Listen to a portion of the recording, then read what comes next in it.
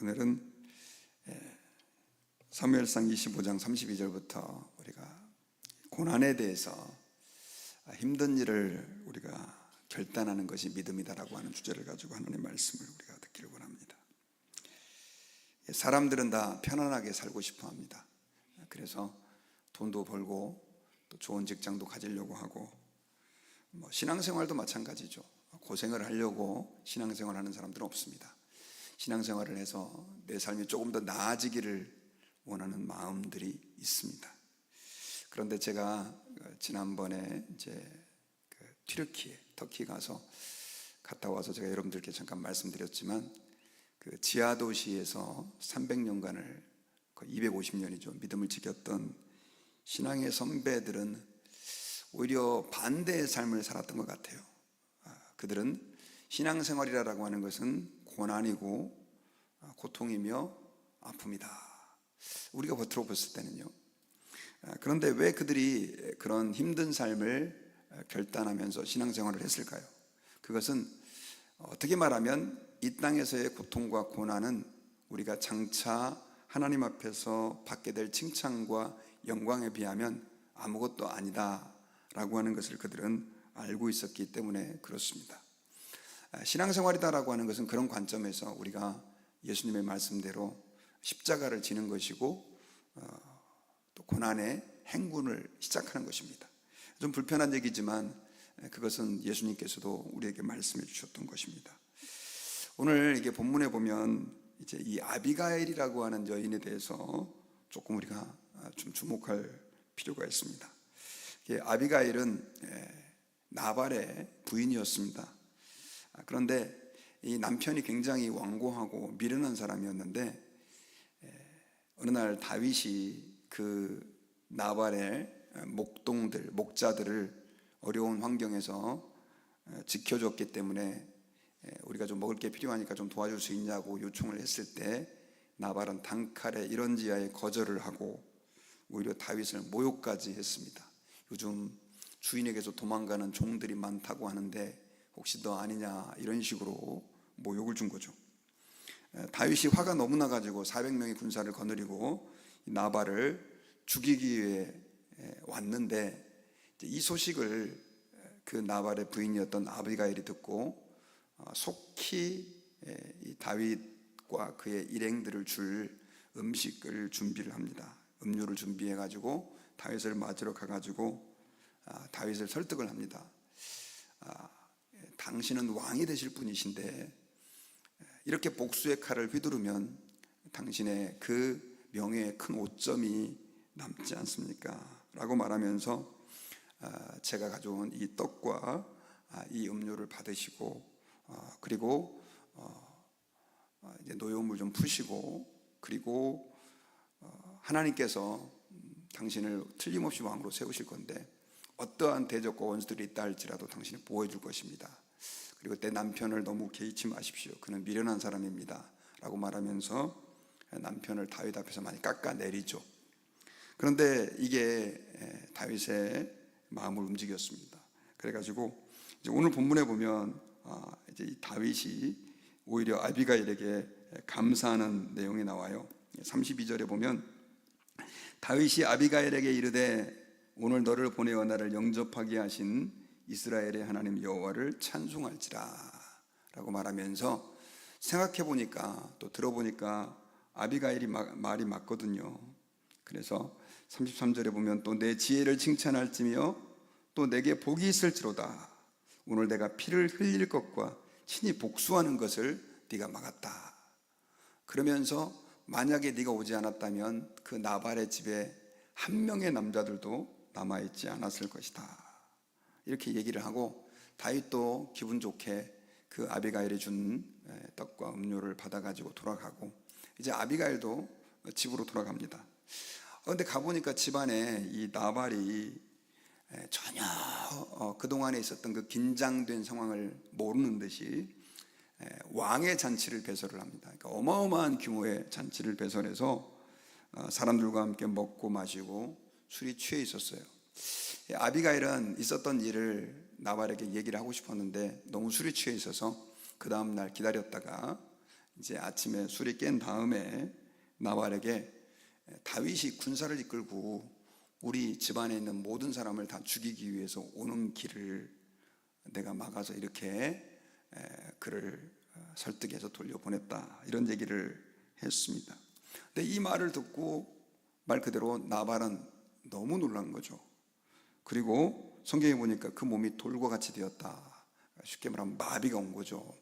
마비가 와가지고 그대로 쓰러져서 열흘 정도 계속해서 움직이지도 못하고 있었습니다.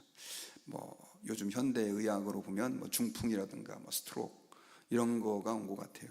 그런데 성경에 보니까 38절에 열흘 후에 여호와께서 나발을 치심에 그가 죽으니라 라고 말하면서 그가 결국 그걸로 인해 가지고 생명을 잃게 됩니다.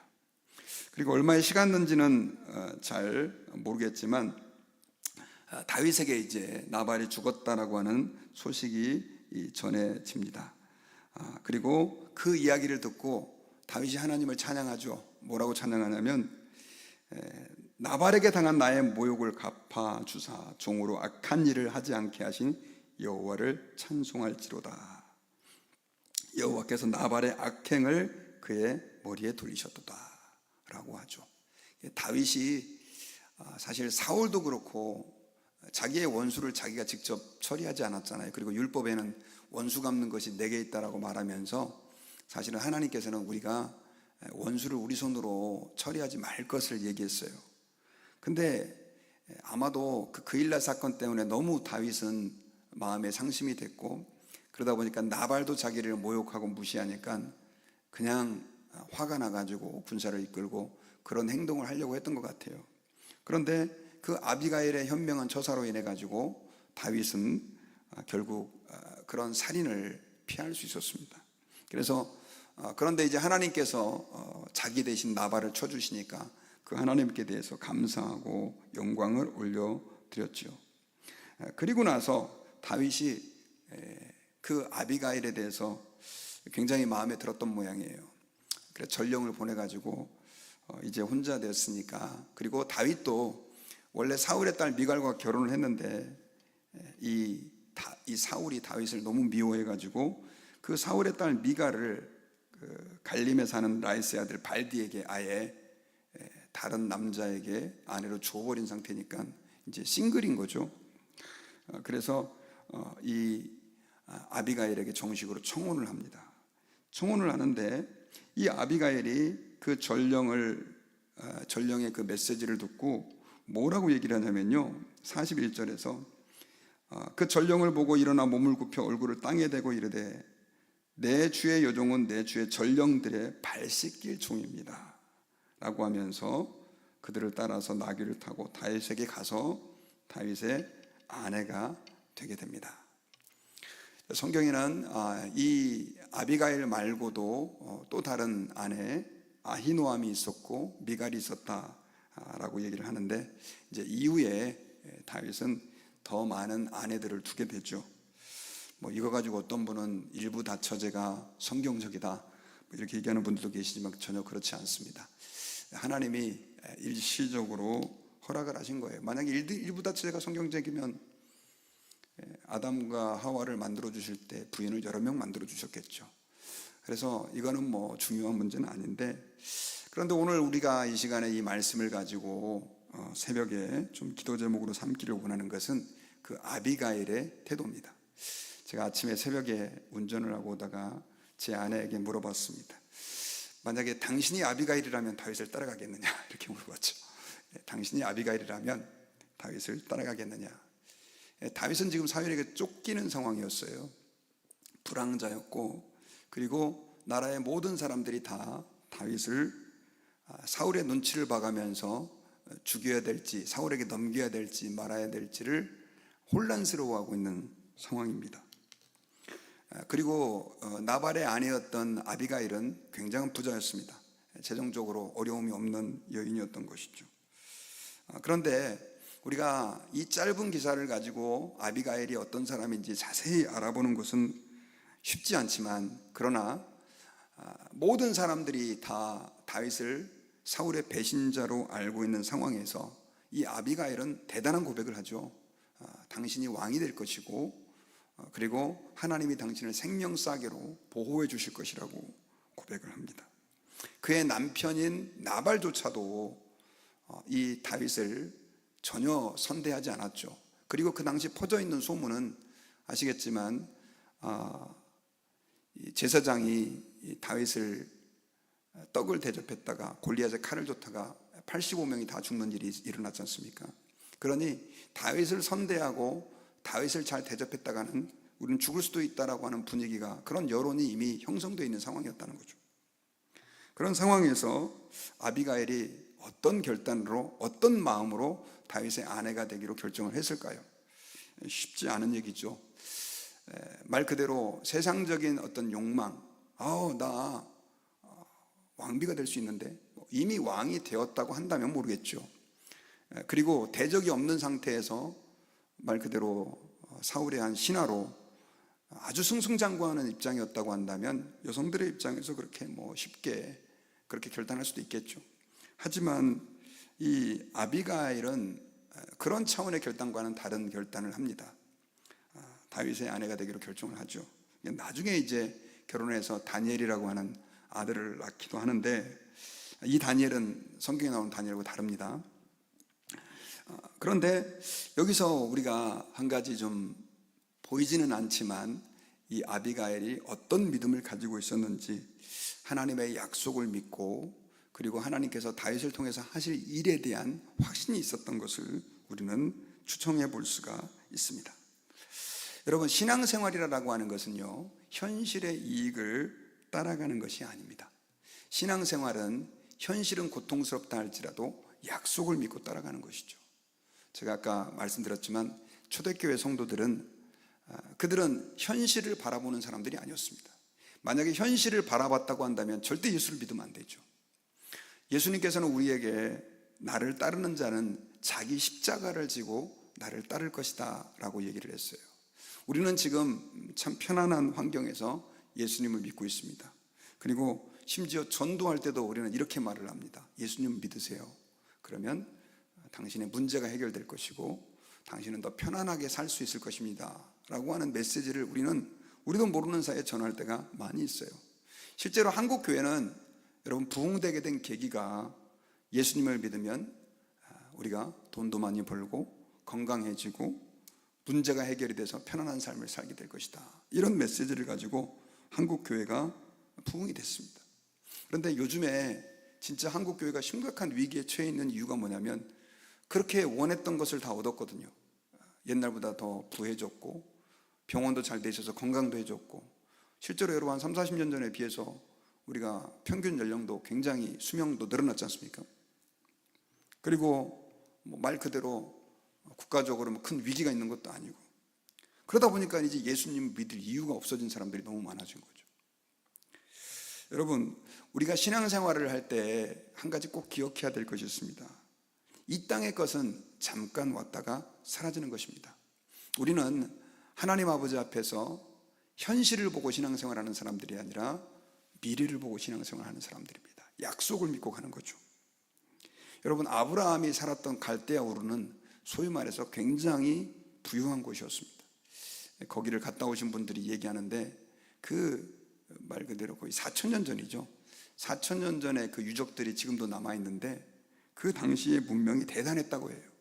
저도 에베소 가보고 초대교회 그 유적들을 보고 정말 놀란 게, 물론 지금은 이제 기계라든가 이런 산업들은 많이 발전해 있지만 가옥이라든가 이런 건물들은 2000년 전에 비해서 말 그대로 더 낫다라고 말하기가 어려울 정도까지 훨씬 더 발전한 그런 사회였었어요. 그런데 아브라함은 하나님께서 너는 너의 본토 친척 아비집을 떠나라 라고 얘기했을 때 과감하게 포기하고 떠나죠. 그래서 학자들이 되게 의아해하는 게, 아니 아브라함이 어떻게 그 하나님의 음성을 듣고 떠날 수 있었을까? 지금도 미스테리라고 합니다. 저도 잘 이해를 못하겠어요. 그래서 하나님을 잘 알았던 것도 아니고, 근데 어쨌든 아브라함의 그 떠남이 있었기 때문에 그는 믿음의 조상으로서의 첫 발을 내딜 수가 있었습니다. 여러분, 예수님께서는 우리에게 말씀하셨어요. 자기 십자가를 지고 나를 따르지 않는 자는 내게 합당하지 않다. 주님이 제자들을 부를 때 사실 그 부름을 받은 제자들은 안락한 삶, 편안한 삶, 자기가 늘 안주하던 삶에서 과감하게 일어나 예수님을 따라야 했었습니다. 마찬가지죠. 우리의 신앙생활은 그런 것입니다. 제가 목회를 시작할 때 처음 이제 목사가 되었을 때 그 읽은 책 중에 하나가 목적이 이끄는 교회라고 하는 책이었습니다. 그 세들백 교회, 지금은 굉장히 큰 교회가 된 데로 릭 워렌 목사님이 쓰신 그 책인데, 여러분 아시겠지만 미국이 지금은 한국이 굉장히 위기다라고 하는 말이 요즘 나오잖아요. 그런데 이미 미국은 수십 년 전부터 그런 얘기가 나왔습니다. 사람들이 더 이상 교회를 가지 않고 또 하나님을 외면하고 말 그대로 종교가 형식화되어 버린 그런 시대에서 이분이 교회를 개척하기로 결정을 하지요. 그래가지고 캘리포니아에 가서, 이분이 여기 사우스 웨스턴 베프티스트 세미나리 신학교 출신이거든요. 교회를 개척하면서 사람들에게 편지를 다 돌려가지고 당신이 왜 교회를 안 나갑니까? 그러면서 그 설문조사를 해가지고 교회를 안 나가는 이유, 사람들이 교회를 싫어하는 이유들을 다 이렇게 받았어요. 그래가지고 나중에 이분이 교회의 비전 스테이트먼트를, 그 교회 비전을 만들었는데, 우리는 이런 교회를 해보겠습니다 해가지고 사람들에게 편지를 다 돌린 거예요. 그래가지고 수천 장을 돌려서 처음에 이제 교회를 시작하는 예배를 드렸는데 정말 수백 명이 호기심 때문에 몰려왔다고 합니다. 그렇게 해서 이제 그 교회가 시작이 됐는데, 어떻든 나중에 이제 교회가 큰 교회가 돼서 굉장히 영향력 있는 교회가 됐는데, 그래서 그분이 책도 내게 됐는데, 그 책의 서두 부분에 저는 지금도 잊을 수 없는 내용이 있었어요. 그게 바로 뭐냐면, 자기 교회가 시작이 되면서 너무너무 어려웠다는 거죠. 뭐가 어려웠냐면, 이분은 이렇게 형식화되어 있고 부정적인 감정을 가지고 있는 사람들에게 정말로 하나님이 기뻐하는 교회를 하기 위해서 엄청난 도전을 했다는 거예요. 말 그대로 교회가 해볼 수 있는 건 다 해봤다는 거예요. 기존 정통교회가 하지 않았던 것들을. 그러면서 그분들이 지금 이제 교회가 굉장히 큰 교회가 됐는데, 현재 우리 교회가 하고 있는 프로그램들은 100가지를 새로운 도전을 시도했다가 90가지 실패하고 남아있는 10가지가 지금 우리 교회의 프로그램이 됐습니다. 이런 얘기를 하는 거예요. 저는 그때만 해도 그냥 읽고 지나쳤는데, 계속해서 목회하면서 생각해 보니까, 목회할 때 여러분 한 가지 뭔가 새로운 시도를 한다는 게 목회자로서는 너무 어려워요. 왜냐하면 우리는 일상적이고 편안한 것들을 좋아하기 때문에 그렇습니다. 목회자도 마찬가지고 교인들도 마찬가지예요. 그런데 복음을 위해서 그걸 포기하는 거예요. 불편한 걸 감수하는 거예요. 또 제가 세들백 교회 얘기를 오늘 새벽에 더 길게 할 수는 없지만, 우리가 한 가지 기억해야 될 것은, 우리 신앙생활이요, 안주하는 것, 또 편안하게 생각하는 것만 추구한다고 한다면 하나님의 복음을 위해서 우리는 헌신할 수 없고 하나님이 쓸 수 없다는 거죠. 우리는 믿음의 도전을 계속해야만 합니다. 하나님 앞에서 나이가 아무리 많다 할지라도 갈렙이 그 헤브론 땅을 나이가 80세에도 이 산지를 내게 주옵소서, 주께서 내게 약속으로 주신 그 땅입니다 하면서 도전했던 것처럼요, 우리는 하나님 아버지 앞에서 그 길이 힘들고 어려운 길이라 할지라도 하나님 앞에서 도전하는 그런 믿음을 가져야 합니다. 제가 지난주에 최근에 읽었던 책 중에 그 책 제목이 힘든 일을 먼저 하라라고 하는 책이었어요. 그래서 가끔씩 이 책을 여러 번 읽다 보면 정말 지루해서 읽기 싫은 책이 있는가 하면 참 재미있는, 또 마음에 도전이 많이 되는 책들도 있는데, 이 책은 참 제게 있어서 도전이 많이 됐습니다. 저도 벌써 나이가 이제 중년에 접어들다 보니까 힘든 일을 자꾸 싫어하고, 그러다 보니까 꺼려하고, 그러다 보니까 미루게 되고, 그런 제 자신을 보면서 한탄하고 막 그랬는데, 그 책을 읽다 보니까 이 세상 사람들도, 안 믿는 사람들도 성공을 위해서는 그렇게 힘든 일을 자초해야 된다, 도전을 해야 된다고 얘기하는데, 안 되겠다 하는 그런 긍정적인 은혜를 제가 받았습니다. 여러분, 이 세상이든지 특별히 하나님의 사람들은요, 우리는 세상의 가치를 향해, 성공을 향해 달려가는 사람들이 아닙니다. 우리는 보이지 않는 하나님의 나라를 바라보고 그 하나님의 나라를 향해서 우리는 이 땅의 삶을 사는 사람들입니다. 이 세상이 우리의 종착역이 아니라는 거죠. 그러므로 여러분, 저와 여러분들이 오늘 하루 살면서 또 우리의 남은 생애를 살면서 오늘 이 아비가일의 모습을 좀 보면서 하나님, 제가 하나님의 복음을 위해서, 주님의 나라를 위해서 십자가를 지고 주님을 따르는 그 고난의 길을 선택하겠습니다 하는 그런 결단들을 우리가 한 번이라도 좀 해봤으면 좋겠습니다. 사실 요즘같이 편안한 시대에 우리 고난의 길을 갑시다 이렇게 얘기하면 여러분들 잘 와닿지 않을 수도 있습니다. 아니, 고난주간에 해야 될 설교를 목사님 왜 이런 시간에 하시나라고 의문을 가질 수도 있습니다. 그러나 여러분, 우리가 복음을 위해서 고난을 받는다라고 하는 것은 어떠한 상황에 처하든지 우리 그리스도인들의 공통적인 삶의 철학이 되어야 된다라고 하는 사실을 기억하시고, 하나님 앞에서 우리가 편안한 삶을 위해서 그것만을 향하여 달려가고 있다면 오늘 우리의 노선을 수정해서 하나님 앞에서, 주님, 제가 복음을 위하여 고난받기를 원합니다. 하나님의 나라를 위하여 새로운 시도, 힘든 일이라도 도전할 수 있도록 도와주십시오. 하나님, 갈렙이 했던 것처럼, 아비가일이 했던 것처럼, 아브라함이 하나님 앞에서 그 첫 발을 내딛었던 것처럼 우리가 그 길을 향하여 갈 수 있는 은혜를 허락해 주옵소서. 결단하는 우리 모든 성도가 되시기를 주의 이름으로 축원합니다. 기도하겠습니다. 아버지, 감사합니다. 오늘 말씀을 통해서 우리가